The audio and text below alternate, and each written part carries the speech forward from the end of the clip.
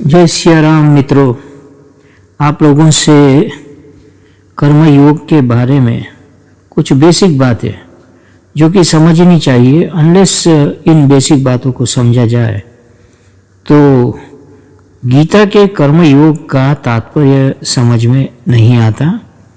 How it is to be applied, ये बात हमको समझ में नहीं आ सकती।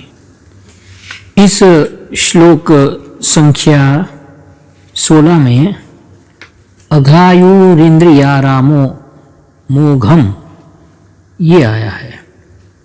यदि हम यज्ञ का परित्याग कर दें, पृथ्वी के समान सबको धारण न करे, जल के समान सबको तृप्ति न दे, सूर्य चंद्रमा के समान सबको प्रकाश और आह्लाद आनंद न दे, वायु के समान सबको प्राण न दे, आकाश के समान सबको अवकाश न दे। तात्पर्य मतलब ये कि यदि हमारा पंच भौतिक जीवन पंचभूत की प्रकृति के अनुसार न हो तो हम अघायु हो जाएंगे, पाप करने लग जाएंगे।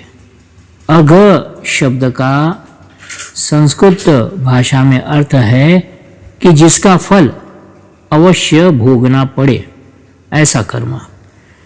न हन्यते भोगम विना इति अघः, इसका तो हमको भोग करना ही पड़ेगा इस कर्म के फल का। तो कौन सा है?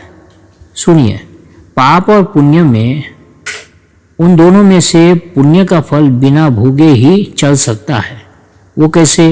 यदि आप अच्छा काम करें और सरकार आपको पुरस्कार दे तो आप अस्वीकार कर सकते हैं, कह सकते हैं कि इस पुरस्कार को देश के किसी अच्छे और आवश्यक काम में लगा दीजिए। परंतु यदि आप कोई गलत काम करते हैं, आपको जुर्माना हो, सजा हो जाए और आप कहे कि इसको हम नहीं भोगना चाहते, तो उससे आप छूट नहीं सकते, उससे छुट्टा नहीं मिलेगा। अघ शब्द का अर्थ ही ये है कि आप इसको भोगने से अस्वीकार नहीं कर सकते। तो अगर आप बुरा काम करेंगे तो उसका फल आपको भोगना ही पड़ेगा, अस्वीकार नहीं कर सकते। अच्छा, अब आप देखिए आपका जीवन कैसा व्यतीत हो रहा है। मनुष्य के जीवन में अनजाने ही हिंसा का प्रवेश होता है। मैंने एक दिन सुना था कि भूल या बुराई सिखाई नहीं जाती, वह अपने आप आ जाती है अपने में। जन्म जन्म की भूल हमारी ज्ञान रश्मियों को प्रकट होने में बाधा डाल रही है। पतंजलि योग दर्शन के अपरिग्रह निरूपण प्रसंग में व्यास जी महाराज कहते हैं, नानुपहत्य भूतानि भोगः संभवति, अर्थात कोई दूसरों को तकलीफ पहुंचाए बिना, दूसरों की हिंसा किए बिना अधिक भोग कर ही नहीं सकता,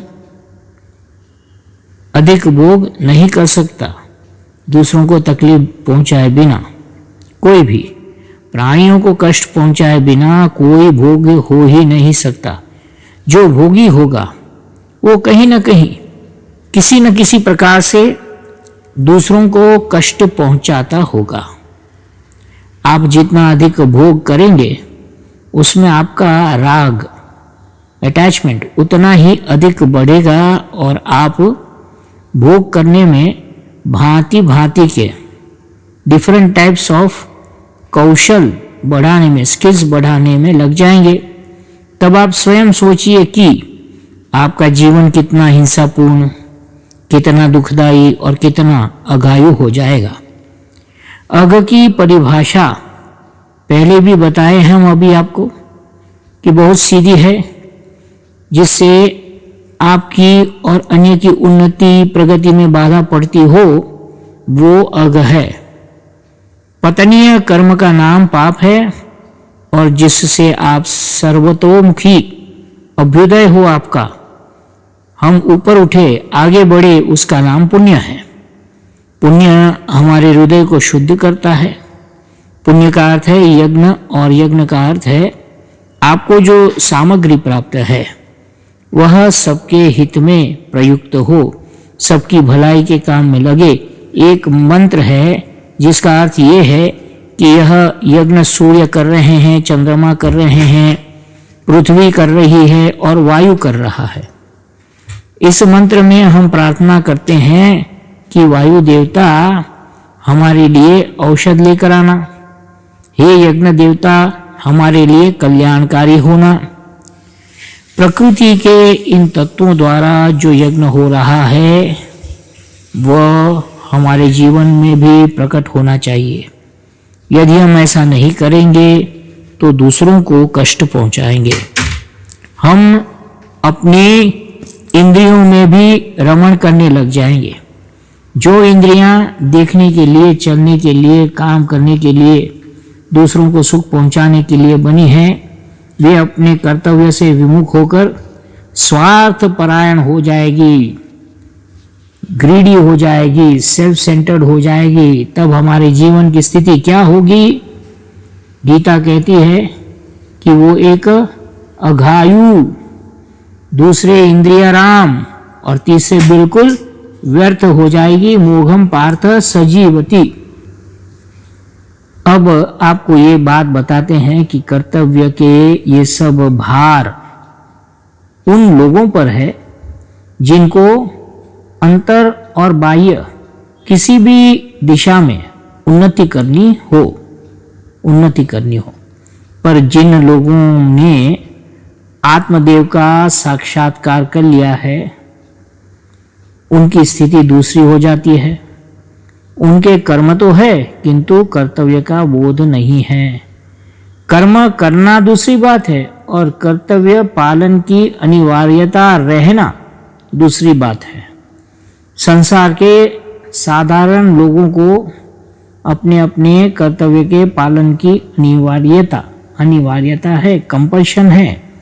नहीं करेंगे तो अघायु, इंद्रियाराम और मोघ जीवन, व्यर्थ जीवन हो जाएगा। जय सियाराम, जय सद्गुरुदेव। हरि ओम तत्सत, हरि ओम तत्सत, हरि ओम तत्सत। ओम शांति शांति शांति।